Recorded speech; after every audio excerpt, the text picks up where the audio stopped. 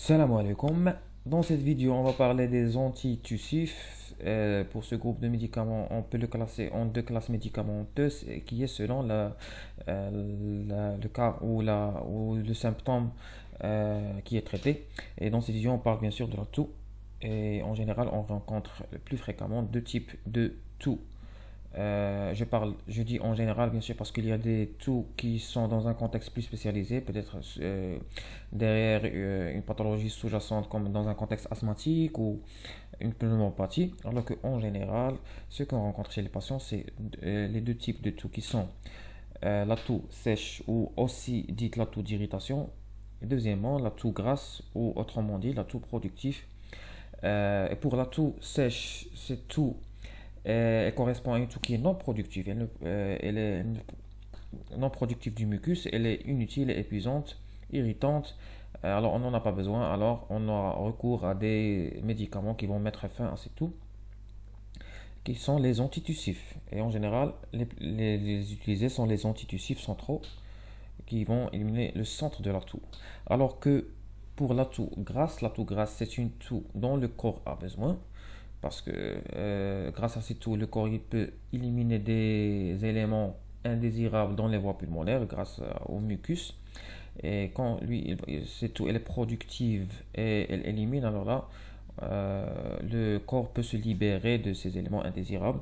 Alors, on n'a pas besoin de médicaments qui va mettre fin à ces toux. Au contraire, on a un médicament qui va accélérer ces toux, qui va le soutenir et ces médicaments, on les appelle les modificateurs de sécrétion bronchique. Alors cette toux grasse, c'est une toux à drainage efficace assurant la perméabilité des voies aériennes et qui correspond à un mécanisme de défense de l'organisme. Alors pour les mécanismes d'action des antitussifs, en général pour les antitussifs centraux, on a une dépression des centres de la toux, une interruption de l'influx au niveau des voies afférentes vaginales. Il s'oppose à la bronchoconstriction et supprime l'irritation des voies réflexogènes. C'est ça le mécanisme d'action des antitussifs pour la toux qui est irritatif. Alors pour ces antitussifs, on distingue, la majorité des antitussifs sont des antitussifs centraux. On distingue les antitussifs narcotiques dérivés de l'opium ou les antitussifs opiacés. Elles comportent le plus fameux, c'est la codéine. Cette codéine, c'est aussi, elle appartient aussi à la classe des antalgiques et c'est un dérivé de la méthyle de la morphine. Alors, cette codéine, elle a un effet analgésique puisqu'elle appartient aux classes des analgésiques et elle a un effet toxicomanogène. Pour les effets secondaires majeurs, on peut rencontrer des constipations, nausées, vomissements et vertiges. Alors pour la codéthyline, c'est un principe actif identique à la codéine, mais moins puissant pour avoir moins d'effets secondaires. Et pour la folcodine, elle a un effet, une action antitussive plus supérieure à celle de la codéine, mais mieux tolérée et moins toxique. À noter que leur association avec un expectorant qui est prescrit pour les toux grasses est irrationnel. Ça n'a pas de sens parce que la toux elle est sèche et prescrire des expectorants ça n'a pas de sens ou associer des expectorants avec des antitussifs c'est quelque chose de absurde. Ensuite, on a les antitussifs non narcotiques opiacés, dont on a la dextrométhorphane, commercialisée sous le nom de Drill ou Ankidex au Maroc. Il a une action identique à celle de la codéine, mais sans effet analgésique ni toxicomanogène. Pour le deuxième principe actif des antitussifs non narcotiques opiacés, on a la noscapine, ce nom commercialisé en France sous le nom de Tucicédal, mais pas encore commercialisé au Maroc. Il a une action identique à la codéine avec les mêmes propriétés analgésiques ni toxicomanogènes, ainsi qu'il a une action antitussive avec effet stimulant, respiratoire et bronchodilatateur. Pour ces antitussifs, on peut les associer avec des antihistaminiques pour des toux non productifs un peu plus sévères. Alors pour les antitussifs non dérivés de l'opium qui sont non opiacés, on a les anti-H1 et les antihistaminiques H1 utilisés dans les toux allergiques non productifs, plus effet sédatif. Comme mécanisme d'action, une action dépressive centrale sur les centres de la toux. On peut trouver comme principe actif la chlorophénamine, bromphénéramine, oxéladine, oxomémazine sous le nom commercialisé au Maroc Toplexil, phenspéride, prométhazine sous le nom au Maroc de Phénergan et alimémazine sous le nom de Terralène au Maroc. Alors, ensuite, on a les antitussifs non opiacés et qui sont les non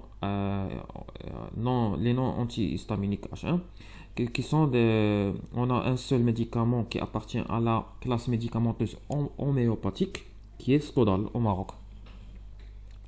Alors, pour la deuxième classe des médicaments de cette vidéo, on a bien dit qu'il y a des médicaments destinés pour traiter la toux grasse. Ils ne sont pas des inhibiteurs de cette toux, ils ne sont pas des antitussifs, mais ils sont des souteneurs, ils sont des modificateurs de sécrétion bronchique. On les appelle des modificateurs de sécrétion bronchique. Le mucus, il a des propriétés viscoélastiques conditionnant son élimination. En cas de pathologie avec hypersécrétion bronchique, la composition du mucus est modifiée. Il devient hypervisqueux et hyperélastique. Et ça va résulter à un encombrement bronchique. Alors, les modificateurs de sécrétion bronchique vont assurer cette élimination de mucus avec un effet d'expectorant, un effet de mucolytique, fluidifiant et mucorégulateur. Pourquoi on les appelle des expectorants? Parce qu'ils provoquent une augmentation de sécrétion de mucus par la muqueuse trachéobronchique, entraînant la protection vis-à-vis des agents irritants, leur dissolution et leur expulsion. Et pourquoi on les appelle des mucolytiques et des fluidifiants? Parce qu'ils agissent en augmentant le volume ou en diminuant la viscosité des sécrétions bronchiques afin de faciliter l'évacuation des sécrétions bronchiques. Et aussi, on les appelle des mucorégulateurs parce qu'ils correctent des anomalies sécrétoires de la muqueuse bronchique. Pour les principes actifs, on trouve des acétylcystéine, des carbocystéine, bromhexine et ambroxol. Ils ont tous des différents effets expectorants, mucolytiques, fluidifiants et mucorégulateurs. Finalement, on a les médicaments d'extrait de plantes et d'alcool organique commercialisés au Maroc sous le nom de Dosivox par exemple, Pulmon Fluide, Enroex, etc. Alors, il faut bien noter que pour les nourrissons, les antitussifs sont contre-indiqués. Pourquoi? Parce que, par exemple, pour les antitussifs centraux, on a un mécanisme d'action de dépression des voies centrales. Et vu que le bébé il a des alvéoles et des voies bronchiques qui sont petites, il peut y avoir des répercussions sur sa respiration. Alors, il vaut mieux penser à moucher le bébé à l'aide de sérum physiologique ou aérer la chambre, positionner le bébé à la verticale en position semi-assise qu'allongée, éviter la cigarette auprès du bébé et boire de l'eau. Alors pour la durée de la prise des médicaments contre la toux, en général c'est entre 3 à 5 jours et si cette toux persiste ou qu'elle s'empire, là une consultation médicale s'impose. Merci de m'avoir suivi jusqu'à ici et je vous souhaite une bonne journée. Wassalamu alaikum.